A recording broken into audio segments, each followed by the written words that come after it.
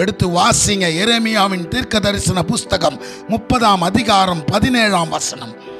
எரேமியா, அவர்கள் உன்னை விசாரிப்பற்ற சீயோன் என்று சொல்லி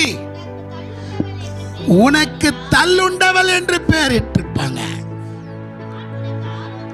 இப்ப ஆண்டவர் சொல்றாரு, நான் உனக்கு ஆரோக்கியம் வரப்பண்ணி உன் காயங்களை ஆற்றுவேன் என்று கர்த்தர் சொல்லுகிறார். அல்லேலூயா. அருமையான தேவஜனமே, மனிதர்கள் கைவிடலாம், மருத்துவர்கள் கைவிடலாம், நம்மை சுற்றி நிற்கிறவர்கள் நம்மை கைவிடலாம், எல்லா சூழ்நிலையும் நாம் அவ்வளவுதான் சொல்லலாம். என் தேவனாகிய கர்த்தர் சொல்றாரு, நான் உனக்கு ஆரோக்கியத்தை உண்டு பண்ணுவேன். எத்தனை பேர் விசுவாசிக்கிறீங்க? அல்லேலூயா. நீங்க விசுவாசித்தால் தேவனுடைய மகிமையை காண்பீங்க.